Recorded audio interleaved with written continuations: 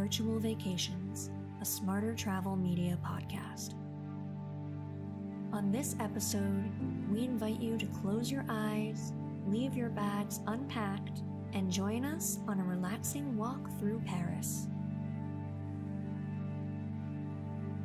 Before we go on this virtual vacation, take a minute to relax and breathe. Find a comfortable place to sit, close your eyes, and take a few slow, deep breaths.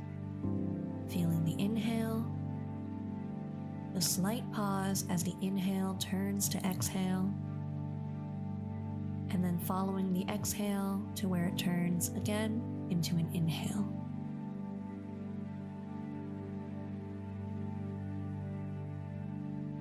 Starting with your feet and slowly working your way to your head, feel the muscles in your body relax. Here, there's enough space to take a pause and come into the moment. Let's begin our journey.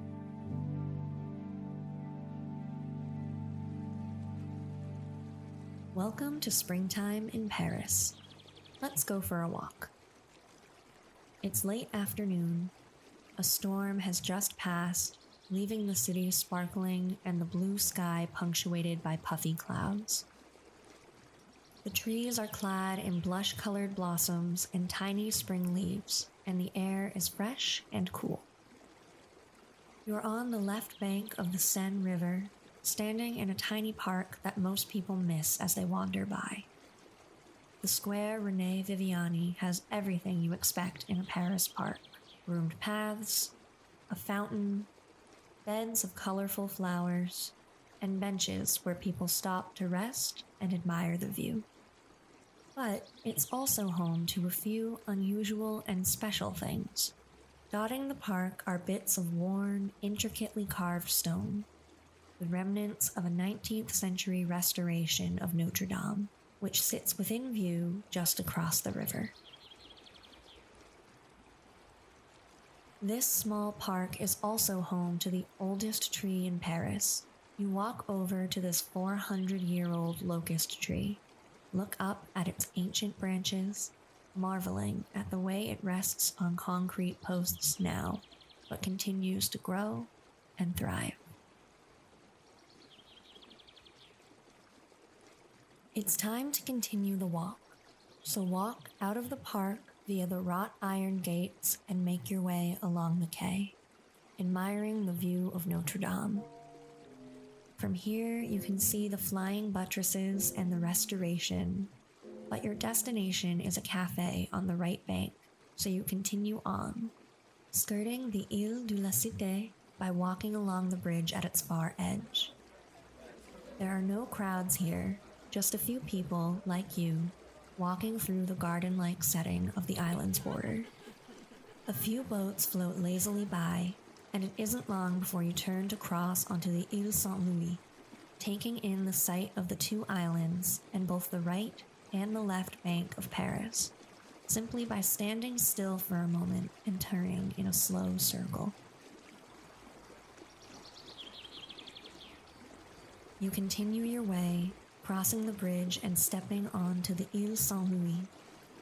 You stroll by a restaurant and notice customers sitting outside again after the rain, settled into rattan chairs under the green awning, soaking up the late afternoon sun. As you pass, you hear the tinkle of cups on saucers.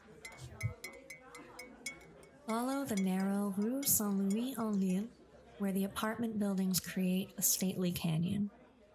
From here, you can't see the rest of the city, and the island feels so compact and quiet, it's almost like walking through a sleepy village.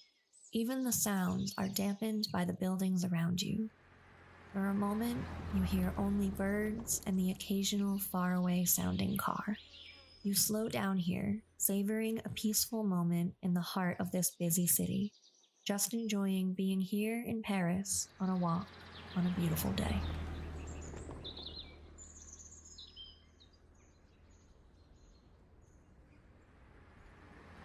Continuing, you turn north, toward Paris's right bank. and cross the stone arches of the Pont Marie.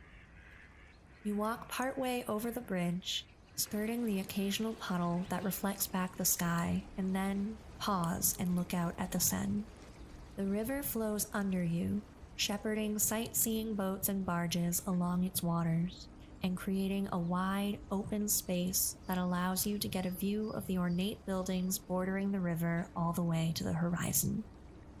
You cross onto the right bank, taking a meandering route along small streets and pedestrian paths, finding your way up a path and then a stairway that leads to a little bistro whose terrace is defined by potted hedges that are small but perfectly trimmed and a thriving green.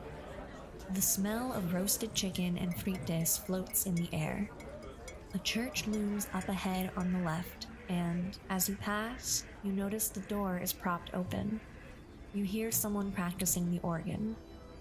It's a song you don't recognize, but whose notes are light and fleeting and remind you of spring.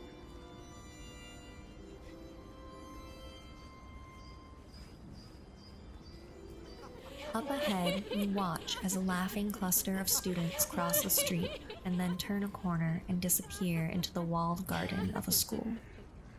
Ready for a break, you see a cafe up ahead, the one you've been thinking of. Its exterior is painted deep red and its name's painted in thin gold script.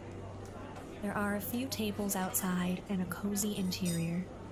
The waiter is patient and brings you just the coffee you hoped for. You reach into your bag and discover you've brought your favorite book, and there's a Le Monde newspaper on the table so you can practice reading French if you'd like. And as you open the cover of your book to the first page and take a sip of your hot, relaxing coffee, this is where we'll leave you. Feel free to continue sipping your coffee or to slowly return from the trip and rejoin your regularly scheduled day. Thanks for traveling with us. We'll see you again soon.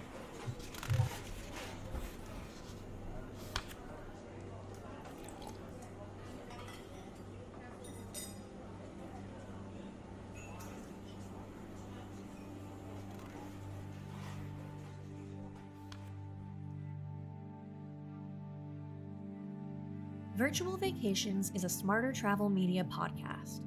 This episode was written by Christine Sarkis, executive editor at smartertravel.com, and produced by Carol McPherson with executive producer Heath Alva. Virtual Vacations is also available, complete with meditative visuals, on YouTube at www.youtube.com/smartertravel.